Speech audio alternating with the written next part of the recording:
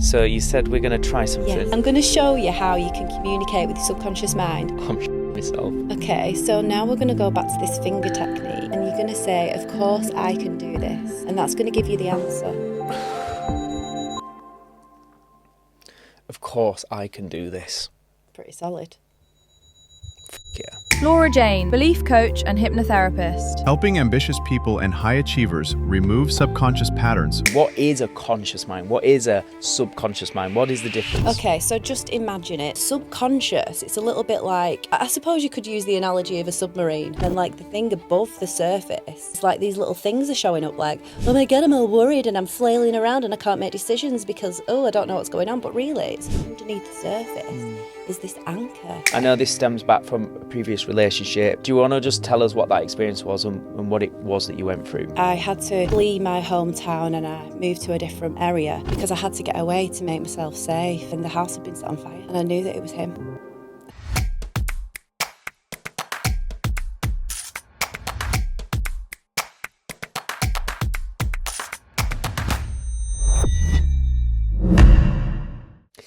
Laura, welcome to the show. We're going to cover a lot in this episode. You are a belief coach, and I know you touch on quite modern modalities, shall we say, when we talk about things like human design and so on. And I really want us to delve into that because for me, I'm somebody who's admittedly completely clueless, but curious to learn. And so I'm going to be learning a lot in this episode. But I want to start really with the text message that you sent me. Oh, I wasn't expecting that. Because I know that for you, as somebody who shows up online as a professional, as a coach that helps others, and there'll be a lot of listeners to this show that will resonate with when we're building a personal brand, when we're a coach, when we're an online business, service provider, if you like, we're told we need to show up as our authentic self. We've got to be vulnerable, and that's how you get people to know you, to like you, to trust you. And I know that you've said to me that you feel you've been holding back a little bit from fully sharing your story. Yeah. And the message you sent me was basically to say, Matt, I feel like I need to do this. I'm ready to do this. Yeah. And I feel safe sharing my story with you. Mm-hmm. So I know this is a big deal. Mm-hmm. Yeah. But most importantly, I know it's important. Yeah.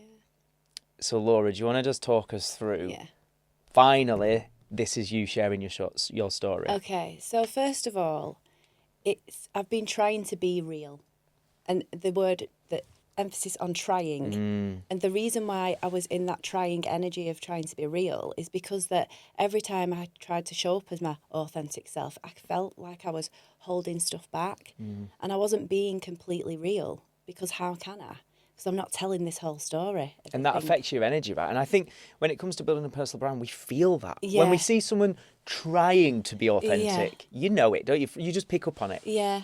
And I just feel like as well, this authentic self thing is thrown around a lot. And it's just like, well, it is actually inappropriate to be your authentic self in all situations. So why would you do that? And for me, showing up on social media is important for my business. Of course it is. And I want people to feel safe with me, so that if they can see my journey, they'll be inspired that, like, if I can change, they can too. But because I've not done it before, I wanted to find a safe way to let this out, and so that I can just, it'll kind of desensitize me to the showing up on social media and telling more of my story. Have dipped my toe in a little bit, but I've not done a full disclosure of what's happened, big gulp, of what's happened before. If you're happy to, let's go there. Yeah, so okay. I know this stems back from a previous relationship and sort of before you started your first business, right? Do you want to just tell us what that experience was and what it was that you went through? Yeah, so 16 years ago, I was in a relationship that I wasn't in for very long, but it turned nasty very quickly. And I had to flee my hometown and I moved to a different area because I had to get away to make myself safe. So where do I start with this? Well, okay, let's go here. It was 3:00 in the morning. I got a phone call and it was my mum, and my mum and my brother and my stepdad all lived together, and they were all in hospital on oxygen, and the house had been set on fire, and I knew that it was him.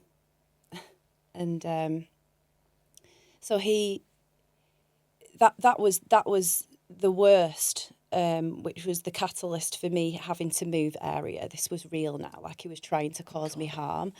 So it started off with, I did try and end the relationship, but he was stalking me and things. Like, he'd chase me on his motorbike when I was driving, he'd keep my wing mirrors off, and my young son would be in the back of the car and stuff. And he created aliases and stalked me online. And Oh, God. it was a lot. And I remember thinking, like, you know, if I ever get through this and I ever come out of this alive, then I'm just going to be a really good person, and I'm going to be all this and all that, and I'm going to do things right. And I was blaming myself for it happening. Like, And you said there, if I ever came out alive. yeah. So you genuinely, you was in that headspace of, I might die. I know that he was capable. He was capable of a lot. And when the fire happened, he got found out straight away. And he got sent down. He got 10 years for what he did with arson with intent to harm life. And but even still, when he got sent down, he was writing my address on the cell walls. And so I was getting random mail from inmates. And it was, you know, even though he was locked up, it carried on for a few years. And then and then that was it. And then nothing. And it calmed down, and then that was it. And I decided to move away because there were so many reminders there now, and, you know, and sort of, you know, it was just uncomfortable, and I just wanted to be safe. I wanted a fresh start. I wanted a new identity. So I did. I moved away, and I got a little house in a little town, and it's really cute, and I enjoyed being there. But then before you know it, I'm in a shit relationship again. Am I allowed to swear? You did. It's fine. Yeah, you are. And I'm in another rubbish relationship. And without going into all that, I started to realise over some more years, I started to realise that it doesn't matter where I move to. Like, it doesn't matter how many times I change my external environment. Like, if this internal environment doesn't have that blueprint of beliefs, you know, that correlates with the person I want to be, safe, happy, calm, loved. If I don't match that, then I'm always going to be running. And so I think making the move was really good for me because it did change my environment. And that was the first part of it, was changing my environment. And I started to see people in business. Yeah. And I'd never seen that before, really. Like, I get pulled up on saying that because that's my Preston accent coming out now. But I'd never seen that before. And I'm just thinking, I never thought it myself. And I was like, maybe I can do that. Right. And I think there's a real truth to that. Seeing is believing. Like, if you've not got those reference points, if people who are successful or business owners are only ever on TV or on a screen or whatever, it's a lot harder to see yourself doing that. I'd love, if you're happy to take it back kind of a little bit, to just go a bit deeper with that first relationship, purely because I know that this is such an important topic. And I think, unfortunately, being in those kind of relationships where, whether it be controlling and stalking behaviour and things like that, as we know, it happens. And I think one of the things I'd love to touch on is that journey for you, because quite often from the outside looking in, we'd think, oh, that would never happen to me. I would spot the signs and I would just leave that person. Why would I stay with somebody that's not very nice? But quite often it's not that simple. It's not that straightforward. What was the turning point for that relationship? Did you know immediately? Like, was the red flags? Was the signs that looking back you didn't spot, and now you know why you didn't spot? Well, Matt, it might come as a shock to you this, but I've not always been this clued up. And I used to attract the bad boy. That kind of appealed to me, you know? It did. And why did it appeal to you? Well, now I know what I know, and all the work that I've done and the things that I do. It's because of my belief system, my low self-worth, low self-confidence. Excuse me, right, I've got an important question that I need to ask you. No, not the guest, you, the listener. Have you bought your ticket to Business Mastery Live yet? If you're not clear, this is our biggest event ever. Not only in capacity, we're going to have about 500 business owners, entrepreneurs, content creators in the room. Not only in the calibre of speakers, we've got people like Daniel flipping Priestley speaking on stage and Scott Thomas, but also because it's our first ever 2-day business event. It's happening on Monday the 13th and Tuesday the 14th of April. And my advice is this. In a 2026 world, it's so easy to just do things online, but actually just because it's easy doesn't mean it's the best. In my opinion, as somebody who takes visibility very, very seriously, there is no substitute for building relationships in the room. I know events cost more money, they take more time, energy and effort, but they really are, I believe, worth the reward. And also, you can rest assured we are throwing everything we flipping can into making sure this is going to be one of the best business events of this year. And not only that, I believe passionately that the calibre of events that we see in London and in America and all them fancy places should be happening right here in the north of England. And if you believe the same and you want to support us, we'd massively appreciate you. But will you do me a favour and buy your tickets now? Because I'm not going to lie, it's stressful with you leaving it till last minute. So please, stop just listening to this podcast, give it a pause, click the link below the show notes, buy your ticket, and then I can sleep tonight, and I'd appreciate it. Have you done it? If you've done it, now we'll go back to the interview. Thank you very much. Enjoy. So what did a bad boy equate back then, in your mind? Well, just having little deals here and there in different things, like a bit underground type activities going on. Like, that's not necessarily what I would seek out. Or I wouldn't necessarily say, like, find me someone who looks like they've just got out of prison. But that was definitely in the ballpark of where I was at. Like, I was, attracting these kind of people.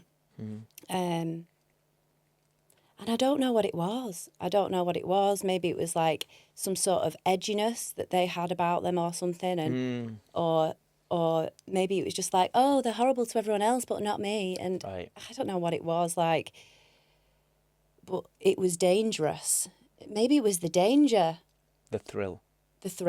It's a common trait. There's a lot of that publicised, I guess, in the media. When you look at like films and TV, it is portrayed as it's thrilling, it's exciting, it's attractive. And also that thing of, I'll be the one to fix that person. These are quite common themes that there is on a human level. That is something people are attracted to. But then there's a very real consequence to that. And obviously you've experienced it at quite an extreme level. Yeah, it's really interesting you said that. I have had relationships before where I'm like, I can fix you. I can make you better. But then now I realise that you can't fix anyone. I mean, we can't even fix ourselves half the time. So how are we going to fix somebody else? And I think that's a lot of what it's got to do with as well, is the fixing thing. So you notice now as you look back, there was those patterns, there was those desires to be with the person that on the outside looks exciting, thrilling, but in reality obviously was disastrous and led to some horrific events. Interestingly, you say you went and started afresh, new town, but similar patterns, right? Do you want to just tell us about what those patterns are? I think it's just this need to be, it was this need to be loved and this need to just, I mean, I wasn't necessarily seeking out anyone who was like he was because I think that did scare me to death. It did. And, but I did want to settle down. I did want to have that happily ever after, because it had never happened for me because all the relationship I'd had just been rubbish. And I just thought, I am a good person and I do want that to happen for me, but it didn't. For some reason, it just didn't. And all I ever wanted to do was to be loved, but welcoming and loving to someone when you're giving off that energy, it doesn't work because unfortunately you end up attracting the opposite. Yeah. You do. And that's what I experienced with that. And then you went on to start a business. I did. What was the reason at that point? Why was you starting a business? And obviously, if you want to tell us like what that journey was like starting a business? Yeah, I was. I used to make cakes, so I made cakes for a living, and well, actually, it was a hobby at first. Okay. And I thought, oh, you know what? Actually, what I did one day, my son, who was about 7 at the time, I got him this really cute tweed blazer with a little handkerchief. I was like, we'll do a bit of child labour. I baked a load of cupcakes, and we went door to door selling all these cupcakes. We made about 350 quid, £1 a cupcake in one day. Wow. And he came back and he was like, Mum, can you make some more tomorrow? And I was like, yeah. So we started off doing that, and I was like... So that was kind of the catalyst. Yeah, Maybe this could be a business, right? I was like, people are buying my stuff. Yeah. This is working. I was like, I don't know whether it's my son who's like the hook here, but Yeah. like, we'll keep using you. Yeah. And when you grow up, we'll just have another baby. Like, so, so we did that. And then I just saw a sign in a shop window in a bakery, and it said, looking for local bakers. And I just went in and I went, I'm a local baker. I'd do it from home. And she just said, well, you just need your kitchen certifying. I was like, all right, cool. So I rang the environmental health. They came round, gave me a 5-star. And then I was like, I was buzzing. I was like, right, business. great, we're in business. And I was completely self-taught. And I did wedding cakes, celebration cakes, everything. And I ended up setting up a stall on the market. I was in the market for about 2 years, which was tough, cold, hard graft. Yeah, how was that? Like, because I think, again, a lot of people that listen to this show are business owners, and I think it's important to have very real conversations about those early months and years starting that business. When it comes to being self-taught and having no idea about marketing or sales or anything, what was that like, and what did you learn through that period? I didn't have a clue what I was doing. Same, by the way. But I was just having a go. I had a Facebook page, and I used to just put stuff on there. It was not as sophisticated as it is these days. We were talking, it was about 10 years ago, 12 years ago or something. So it was just like doing a little post and posting your cakes and seeing what happens and stuff. And I just used to try everything. I used to speak to a lot of people and get my name out there, and it seemed very competitive back then. Okay. Like, it was less collaborative than it is now. I mean, when I was coming towards the end of the journey with the cakes, it was more collaborative, and, you know, like, it was passing business to one another. But it was, I don't know, I think it's something about back in those days, working on the market, it was incredibly competitive. Like, people will come and shout at you if you even think about doing the same thing as them, and it was just not a lot of room to grow. Just a very old school mentality. It was very old school mentality, but the people in there, like, who were my friends in the market, were amazing, and I learnt so much from them. Like, I learnt so much from them, and that they're just grit and determination, and so I did a lot of learning from being in that environment. But still, I kind of went off-piste. I ended up buying the bloody shoe shop as well. So I had 2 stalls. I had shoes and cakes. So you're a typical entrepreneur then. Yeah, I know. That's You get an idea. Yeah, that's it. And I've run with it. Yeah. Unfortunately, we didn't do running shoes. And how did that go? It didn't work. Okay. But of course it wouldn't, would it? But I wanted to do it at the time, and I made a little bit of money from doing it, but it wasn't really my passion. It was a complete bloody whim. Yeah, you just had an idea. I just had an idea. It was actually a shoe store that was for sale, and I was like, I'll buy it. So I bought it, and I tried, and it was okay for a little bit, and then it wasn't. What was driving those decisions at that point then? Because what you said is you moved, suddenly you saw actually people like me could start a business, and that was like, from what I'm hearing, a bit of a concept you'd not considered before. But then you do that, and then suddenly you're getting another business, and you're running with all these ideas. Yeah. Why were you doing that? I think it was fear-based, maybe. I think some of it's fear-based, as if, like, I've got to maybe prove myself or make something work, and, you know, maybe it was a fear-based thing, or maybe it's just the entrepreneurial thing, or maybe it's that my human design, which I actually don't know a lot about human design, but what I do know is my human design, which is to do with astrology, and it's a manifesting generator, which means my human design is I need to pivot. So now what I've done is I've built my personal brand around me because I can't really pivot away from myself, so that's good. Right, okay. So We're going to stick with we're it. gonna stick. We're going to stick with being yeah. us. Unless one day I wake up and I'm like, I wonder if I should change my name. Like, Which could happen, right? it could happen. So at that point then, and obviously I presume you didn't know that about being a pivoter and that kind Didn't of know stuff. any of that. No, Where were you at relationship-wise when you're starting those businesses? I was very low confidence.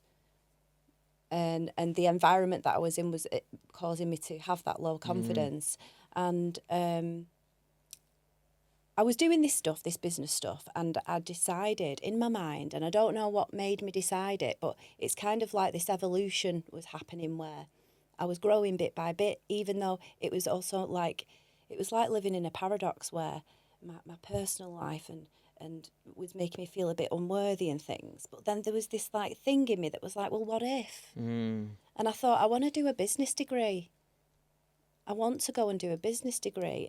And I remember saying, I'm going to go and do a business degree. And I was just told that I wouldn't be able to do it. And I didn't believe it. I thought I bloody can. Yeah. So I did. And then I was single, doing a business degree with 2 kids and a cake business. Wow. Crying at 3 in the morning at my laptop going, why did I do a business degree? But yeah, I did it. And when I got up on that stage and collected my degree, I just thought, do you know what? I'm not too bloody bad. And it was like a little montage that played in my mind about all the stuff that I'd been through, and I couldn't ever imagine like getting to that place. It was kind of like a celebration. Yeah. But I thought it was a celebration, but it was really just the beginning. It was really just the beginning of my journey, of the self-development and the healing and everything like that, you know. And what you'd done there is you'd given yourself, or started to build this evidence to show to yourself, actually, I can run a business, I can get a degree, I can do the things that I set my mind to. Yeah. And then I know then we went into sort of the era of like lockdown, and I believe that's when things really shifted for you, right? Yeah, totally. So I was fortunate enough to be able to collect my degree with like the last year to have the ceremony, and then lockdown happened. And I was like, cake making business, who's going to need a celebration cake now? I'm going to have to diversify. So I was like, right, we'll do online baking classes for kids. So what I did, it was about £77.50 for a pack. And I went far and wide around my local town delivering all these packs, social distance baking packs to people. And the kids joined on Facebook Live, and they were all baking along with me and stuff. And then we had a little raffle. We used to get them involved, and they were commenting and stuff. And there was nothing like that around then. Like, you know, it's everywhere now, isn't it? But it wasn't. And the messages that I got from people going, you're really helping my son, you're really helping my children with the mental health, and like, you just don't know how good this is. And even when I turned up with the baking pack on the door, the kids would be there going, hi Laura, like, and they just used to love it. And it was good for me as well, really healing for me, because they used to send the pictures in to me of like the baking that they'd done. And I had about 50 kids on that used to join every week. And I didn't want it to end. But that's when I realised this lights me up. Yeah. This helping, this service. Yeah. And that's the biggest glimmer, the glimmer of it. And that's really what led me down the path of helping. So talk to us now. Let's get into the crux of what you actually do, because you've obviously been on this huge journey, and I want to say like a massive well done for sharing that, because I know that's the first time public you've spoke about what you and your family went through. And obviously, you know, 16 years ago or whatever, it's still, I have no doubt it still can feel quite a recent thing. You know, it's not something that I think you just get over overnight, right? It's something that's a process and it's a journey. And through that, it sounds like you've become this incredibly resilient, incredible person that now helps other people, but also super knowledgeable when it comes to beliefs and mindset and behaviours and the things that we do. So introduce me as somebody who's got absolutely no idea when we talk about belief coaching, and you touched upon things like human design and so on. Talk to us about that world. What is it you actually do? Okay, I'll keep it really simple, okay?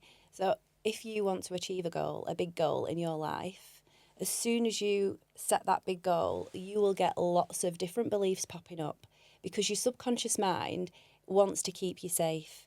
Its main purpose is what we're wired for survival, not thriving. So we want to thrive, we want to set those big goals. But what happens is all this resistance will start popping up, these limiting beliefs will start popping up.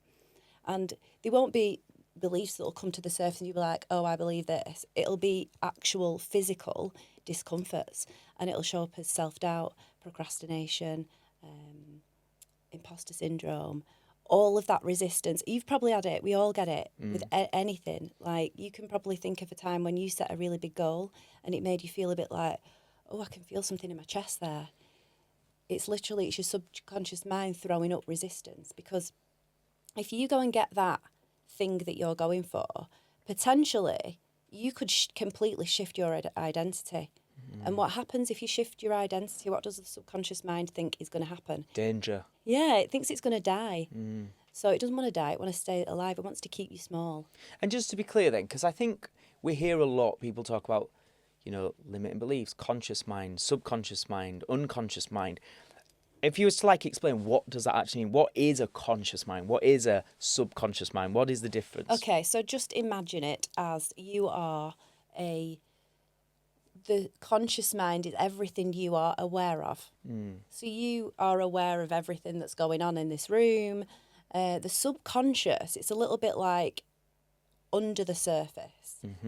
I suppose you could use the analogy of a submarine. You've got your little spout thing that's above the surface, that's your conscious mind. And then you've got the submarine where there's everything going on underneath the surface. It's the most powerful bit. Yeah, the most powerful bit. And then the thing above the surface is these little things are showing up like, oh my God, I'm all worried and I'm flailing around and I can't make decisions because, I don't know what's going on. But really, it's underneath the surface.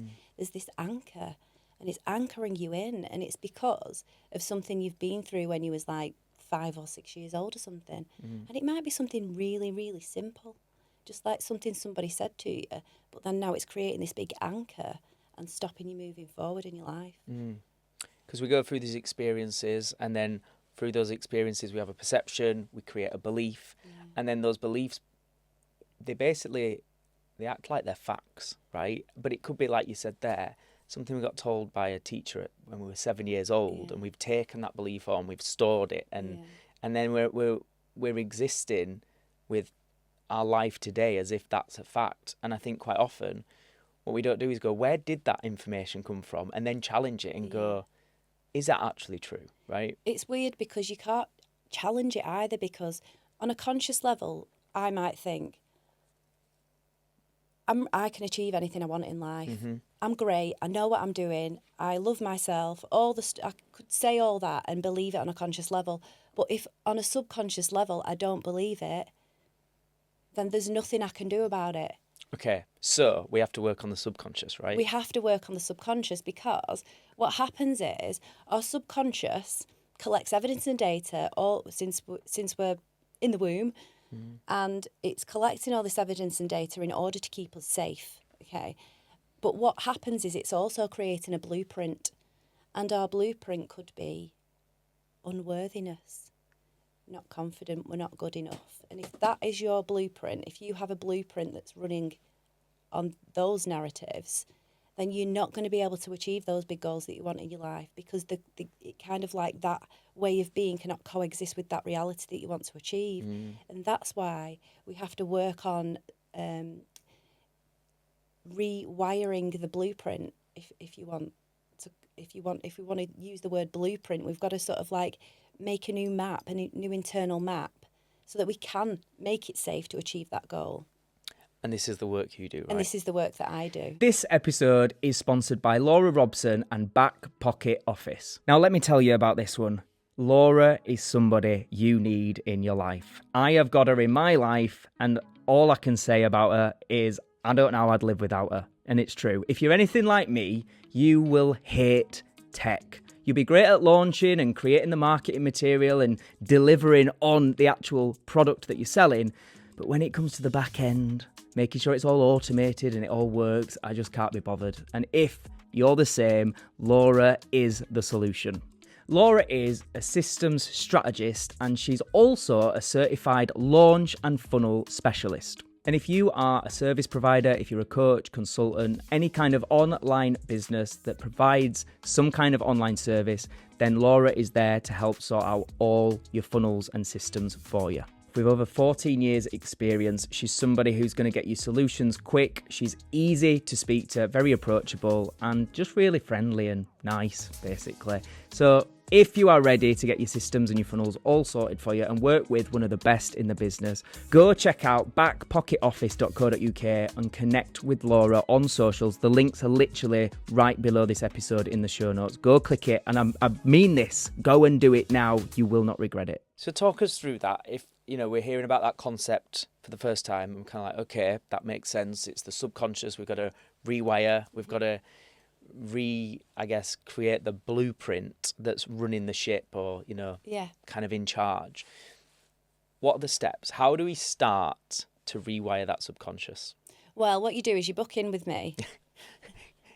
Get on Instagram, drop her a DM. So what you can do is, first of all, identify what your limiting beliefs are. Okay. What I'm going to do, though, is I'm going to actually give you something that you can try. We can do it now. Are we doing this? We can do it, but first of all, okay, I want to give you an example first Okay. of a session that I did on myself to remove the fear of public speaking. Okay. So I had this fear of public speaking, and I'd held space for a circle of women, and it was awful. I choked. I was like, ugh, couldn't get my words out. And then I was like, I really need a drink. I've got dry mouth. Can't have a drink because they'll see your hand shaking. It was terrible, really uncomfortable. And I was like, oh, great.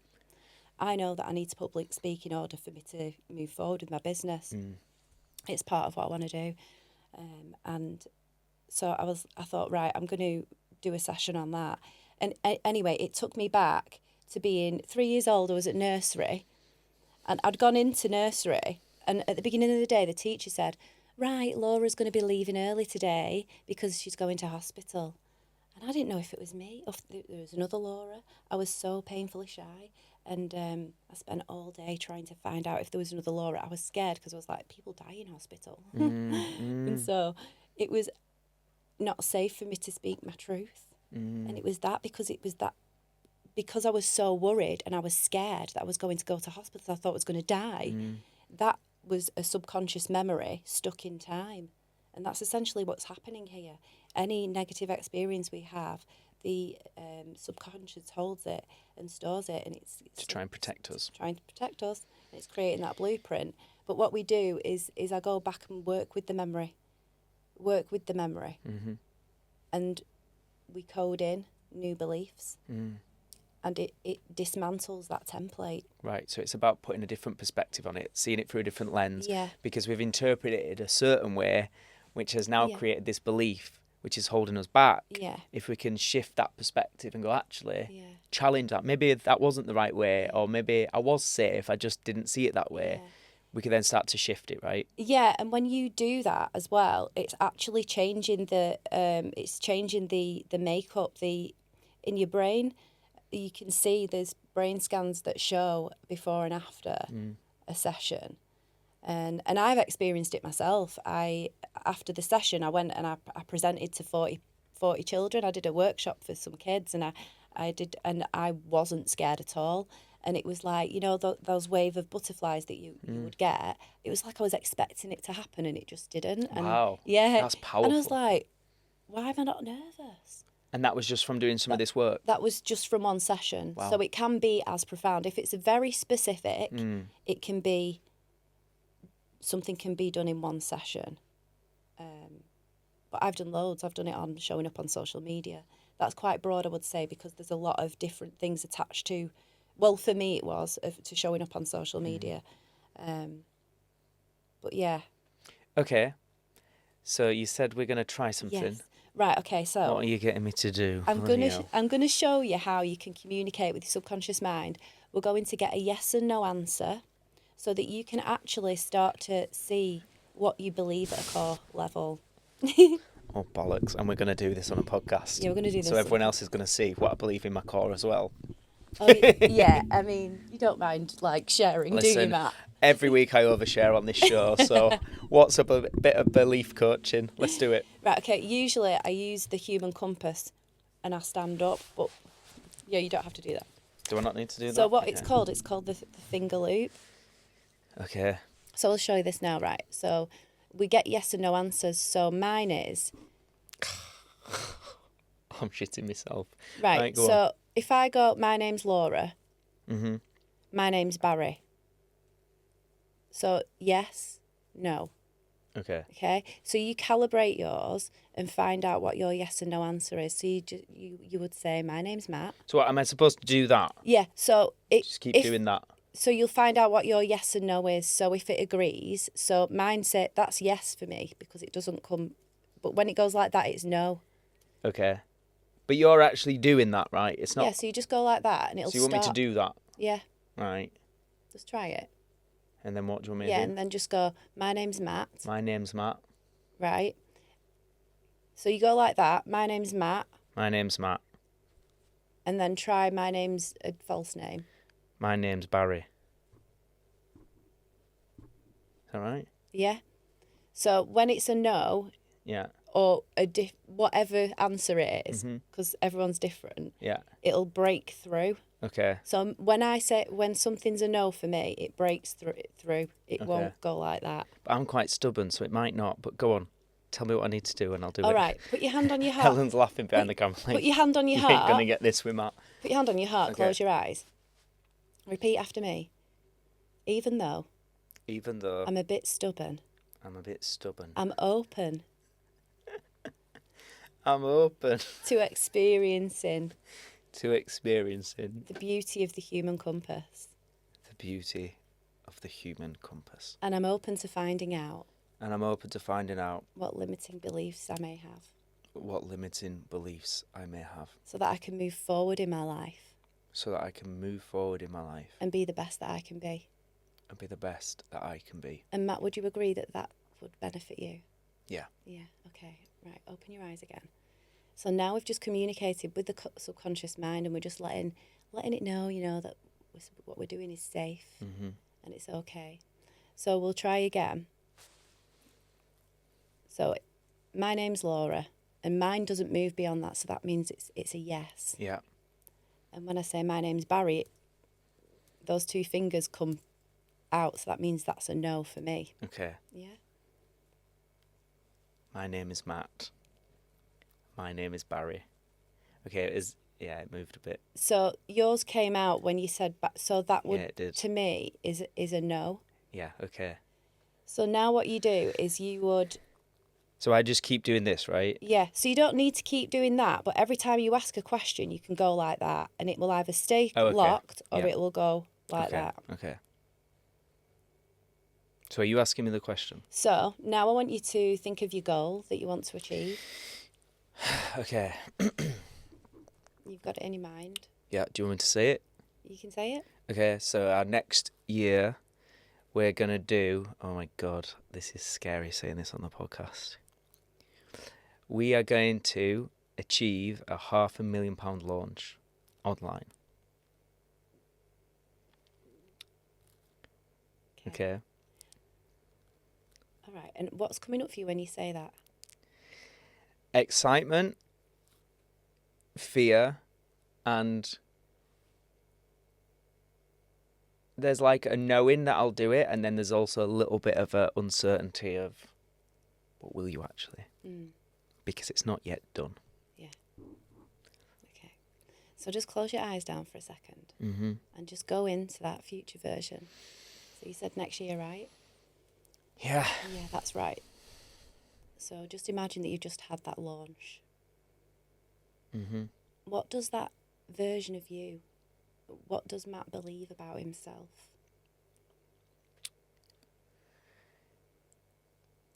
Interestingly, this might not go where you're expecting, but it's where we're going. That's okay. Go on, sure. It goes to the last launch I did. And part of me goes, it's not the feeling I expected. There was a fear of, I've now got to deliver on this promise. And I guess there's that thing of you expected this euphoria, we've done it, but actually there's more a fear of now the work begins. And it's quite daunting, it's quite scary, it's quite big. Okay. And there's a real sense of responsibility to serve these people, and it's on a scale I've not experienced before. Okay. So what is that belief there?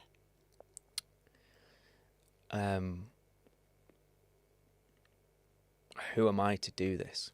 Okay. Yeah. And so so that's what Matt now currently believes. But if you move forward and now think about the Matt who's got the evidence, he knows he can achieve all this thing because he's done it. He's got the evidence. What does that version believe? What does he actually believe? It's so weird. It's like, because I've just lived this on a smaller scale, and it's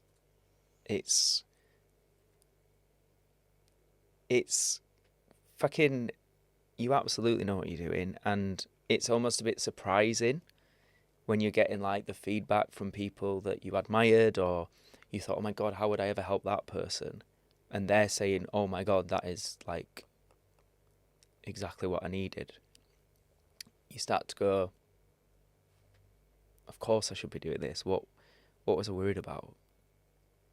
Okay, so I deserve to be doing this work. Does that sound right to you? I am worthy.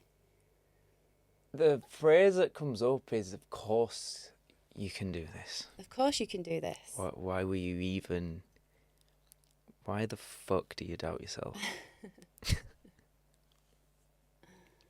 Yeah. Okay, so now we're going to go back to this finger technique. And you're going to say, of course I can do this and achieve that big goal, or be specific in what you want to say, but try the finger technique. And that's going to give you the answer. If you get a yes answer, it means that you believe it on a core level. Of course I can do this. It's pretty solid. Fuck yeah. Yeah. Yeah. And do you know what? Like, I feel like the nervous energy about going for a bigger goal I'm familiar with. Yeah. And so I guess there's a comfort with that discomfort, and it's not enough to sway me. Like, it's happening. It's going to happen. And it's normal to not feel 100% certain the whole time. But yeah, it's on. Yeah. Motherfucker. Well done. Amazing. I feel a bit emotional, actually. Yeah. So the reason you Or maybe I've got something in my eye. I don't know. the reason you're feeling that emotion is because it's an emotional release. So something's coming to the surface for you. So if you can experience all sorts, like you can yawning, twitching. Do you know, I just feel like coughing. stiller and more grounded, stronger, present than I've felt all morning. Good. My energy feels different. I don't know if it's just because I finally fucking paused and shut my eyes for a minute. Well, that's right. And when you start having those conversations and looking introspectively and actually thinking, well, what does that future version believe? And you start thinking about that, you I suppose, priming the subconscious, like bringing it forward. And that's when you get these little releases come up, because when you get those releases, it's things that are ready to be healed. And the subconscious mind will only show you the stuff that's ready to be healed and ready to be worked on. This episode is sponsored by Dr. Tania King-Mohammad. She is the High Ticket Woman, the #1 best-selling author of the High Ticket Method, and one of the most sought-after high ticket experts in the game. Basically, if you are an entrepreneur who is serious about scaling their business, you need to grab a copy of her book right now. Literally, I have read it and it is a game changer. It will blow your flipping mind. Tania is the mentor that the entrepreneurs call once they are finished playing small and are ready to start charging their worth. Working with Tania is all about creating consistent high ticket sales and doing it in a way where you can create a freedom level income without the constant hustle and grind like a lot of the other mentors bang on about. If you're listening to this show, you already know you're somebody that's meant for more and is willing to go and work for it. So basically, you need to get into Tania's world. Go and grab a copy of her book right now on Amazon and make sure you give her a cheeky little follow on Instagram. She is at Freedom with Tania, and she's consistently giving strategies, tips and advice over there for free so you can start charging your worth and actually starting to believe in it. That's really powerful. It's, I guess, being challenged, because it is a big deal, this launch, and it is something that's, I don't know if I'd say keeps me up at night, but it's something that it's in my mind on a night, let's say, late when I should be asleep. So yeah, I guess you would say it keeps me up at night. So it's definitely something playing out. And then just taking that moment to actually go, Matt, what do you truly believe? The immediate thing it brought up was genuine evidence and moments that I've been through. And it does feel like I've just had a little shift. Like, I'm like, you absolutely can do this. And I think the thing that was interesting to observe there was the initial response was the fear I felt when we achieved the goal. So like our last goal, we were like, minimum, we want to do 20k or whatever. There was kind of two launches in quick succession. One we did over £42,000, and then a few weeks later, we'd set a goal of 20k, and we were like, I don't know if we'll do that. And we did nearly 30 by accident. And the immediate wave was like, fuck, I've now got 60 odd people in this program. I've got these 15 people here working with one-to-one. How the fuck am I going to deliver? Whereas I thought doing 30k weeks and 40k, I'll be like, oh, fucking balling. Like, let's go on holiday. And it was the exact opposite to what I expected. It was this fear and responsibility. Yeah. So reminding myself of that, to your point about like the beliefs that are running the show, there's maybe been some of that in there, which is like there's fear about, do we actually really want to achieve it maybe? But actually then going a bit deeper and going, but then I remember how that played out. I remember clients that I thought, oh my God, like clients I've worked with that have done millions in their business, looking to me for advice, was like, I don't know what I'm fucking going to do here. And then they're like, Matt, that was such a powerful session. Thank you. I've got that evidence now that when you then get me to go, like, do you believe you can do this? Yeah. I'm like, yeah. Yeah. And I need that. Like, we all need that, right? Yeah. With whatever those goals are that we're going for. If you don't have, like, to your point of it being the subconscious running the show, if you don't have that certainty there, you're never going to achieve it, right? Well, you actually can't achieve it, because if you don't believe it, you can't. You'll always act in alignment with what you think is true, right? And this is what, as well, I help people with in my coaching, is that, so because I have the ability to facilitate not just one belief removal, but I can do a technique that enables me to remove multiple beliefs at the same time. We're not just talking about, oh, I can now speak on stage without, feeling nervous. This is about an identity shift. So if people have a big, massive goal of they want to have these 10 grand months or whatever it is, or like, $500,000 launches, whatever the goal is, there could be multiple, and I mean like 70 plus beliefs attached to that one goal. Yep. And so when we're getting there, what happens is when you're shifting timelines or identities, the Matt in this reality won't be really existing in that reality. They're not going to coexist. You're going to have to let some stuff go. Right. That'll be all beliefs and things like that. But I mean as well, in your current living reality, there'll be the things that, this is what people don't talk about, transformation. And I know about this stuff as well because I've lived through it myself. Right. Because in 2022 was when my transformation actually happened. And it was awful. And no one talks about it. And what happened was, there was the catalyst that this friend who was a really good friend of mine, we fell out. It was a really bad fallout, and I lost everyone, and everything shedded away. And now I know what that is. It's the breakdown before the breakthrough. But energetically, what was happening is the people, places, situations, everything that weren't going to that new timeline with me had to go. And that's not saying those people are bad people. It's just saying they're not energetically aligned, in alignment with where you're going. Right. And I'm actually experiencing this now because I'm shifting timelines again, because I'm doing the work on myself all the time. I'm now experiencing the same thing again, like things are shifting and feeling really uncomfortable. But it can feel awful, and because you can feel lonely, isolated, and the subconscious mind throws up all sorts of different things. Or, if you're spiritual, you might think, say, the universe is testing me. It'll want to anchor you back into the old self. Right. It'll, want you to go and obsess about that person who's now not in your life anymore, because it's anchoring you into the past. It'll throw up all these different things. And they're the tests, right? Yeah, it's a test. But, it's all about balance in the universe. Like, so it creates a little bit momentary of and it doesn't like that, so it has to correct everything. So when you're leveling up onto that new dimension, that new timeline, those things do have to fall away. And that old self can't go there. And it's alarming for the subconscious mind, because it thinks it's going to bloody die. So so I was saying this is what I help with coaching as well, because I know what that feels like, and most people don't have that breakthrough because they're too scared.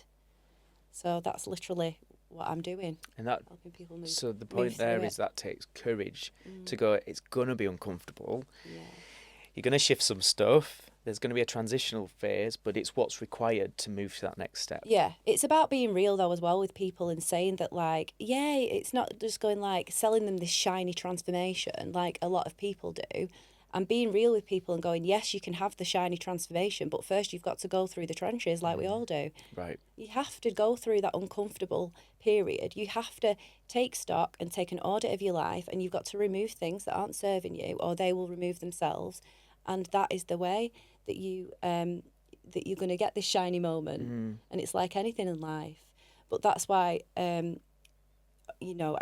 promote that I work with ambitious women. And the reason I use the word ambitious is that, for years I was stuck in what I call a victim mindset, where it's just like, oh, why is this happening to me? And I'm complaining and complaining about my life and what's going wrong with it and how rubbish it's making me feel. I can't do anything with that. Like, if I'm in that victim mindset, I am not going to get to this shiny moment. In other words, you have to want to change and take personal responsibility for that change. But more than that, you've got to take action. Yeah. Because people think that, oh, it's just something I can do to you. Like, I can make you have this transformation. You don't have to do anything. Of course not. You've got to create the action that leads to that transformational change. It's like a multifaceted approach, if you can think about it like that. Everyone can have the transformation, but they need to be ready to do it. Yeah. And when you're in the victim mindset, you're not ready, and that's okay. You need to spend a little bit of time there before you think, actually, I can't do this anymore. Yeah. I actually don't feel sorry for myself anymore. I'm actually going to have to do something about this. I want change. Yeah, and that is what happened for me. I was like, no, something's got to change, and it did. Laura, this has been really powerful.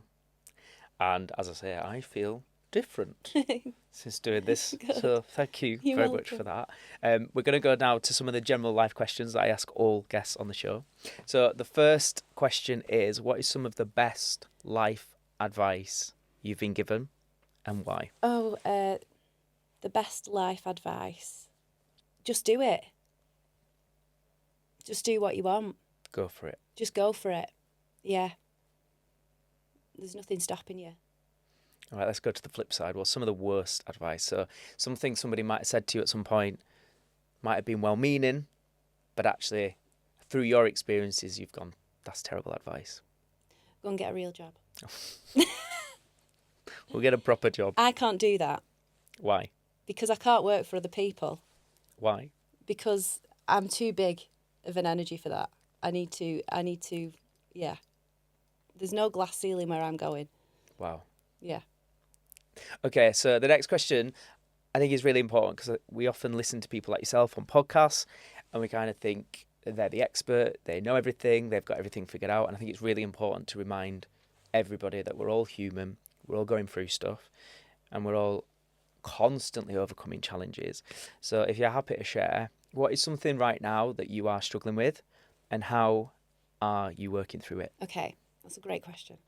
I think one of a lifelong struggle of mine, and I'm still working on it, is surrendering. And I think it's just because I'm very driven, but sometimes it can be too much. Okay. So, and I just sometimes need to surrender to the unfolding of my divine plan or whatever. But I forget. So I'm journal all the time, and then I'm just like, oh, I just didn't surrender. So it's just surrendering and just remembering that, yes, I have a plan. Yes, we're creating action every day. Yes, I'm working through my belief system. But also just remembering to you don't have to manufacture absolutely every single detail. Right, okay. You can allow. And when you allow, it energetically helps you to become in alignment. And I know all this stuff, but still I'm working on it because we are all a work in progress and I'm just a human being. It's so true as well. When I reflect on that, I think there's so many examples I could think of. One that comes to mind is my background as an actor, and I think when actors are trying to get roles and they're desperate for roles, like they really want it to be perfect, they really want the perfect audition, they really want to get the job, quite often they'll repel it. Yeah. But when they're in that energy of flow and just be like, if it's meant to be, it'll be, I know I'm good, I'm just going to enjoy myself today. When they're in that, like what you said there, that bit more being open, more opportunities come to us. And often we block them by trying to orchestrate every little thing and maybe wanting it too quickly and being too desperate, those kind of things. So I think it's a really important reminder for us all right now to just think, like, what is the energy I'm showing up with today? Is it that of need and impatience and frustration, or is it that energy of just being open and trusting and that inner knowing, I guess, which again, I think coming back to the work you just got me to do there, that's what it's really grounded me in, is that inner knowing is there. So just trust it. Yeah, and be and led I by it. think, like, if your listeners wanted to take anything away from this, just go and do this exercise and write everything down about your behaviours now, your current reality now, what you're doing, your behaviours, how you're showing up, your habits, the people you're surrounding yourself with. Do all that, write it all down, and then go, close your eyes, visualise yourself in 5 years' time. Now do another audit, the same questions, and that's how you can assess the alignment. So Almost like, what's the best version of yourself going to be showing up like yes, versus the reality of how you're showing up. So, for example, if you were, this is just off the top of my head, by the way, if the current reality was like, oh, binge drinking on a weekend, Yeah. if the best version of you doesn't do that, then that's what we need to start working on, isn't it, in order to be. And it's Misalignment, almost like alignment, acting as if, but you are acting as if. Because when you act as if you are that person now in this reality, you are You become it. embodying that energy. Yeah.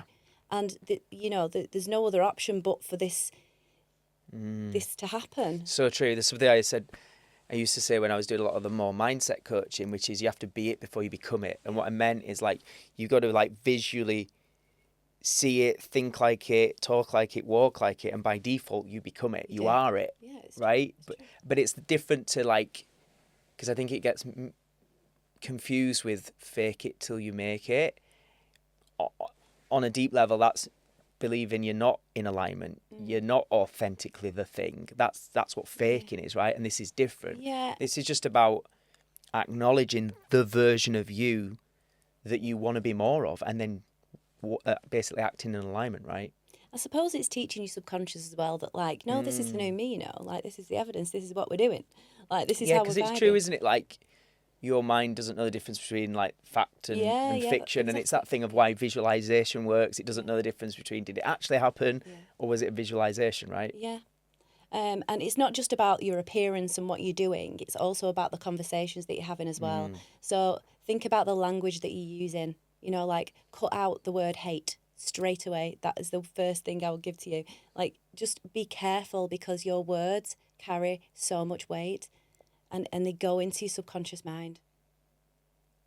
Laura, this has been amazing. Thank you so much for being on the show. If people are hearing about you for the first time and they want to connect with you, they want to get your content, how can they follow you? It's that Laura Jane on Instagram. Great. Go and connect with Laura. And Laura, the final question before we finish. What is your personal definition of success? Freedom. But freedom in your mind, because when you can free your mind, you're free to do anything. You're limitless. Beautiful. Thank you so much. Thank you. Thank you for having me.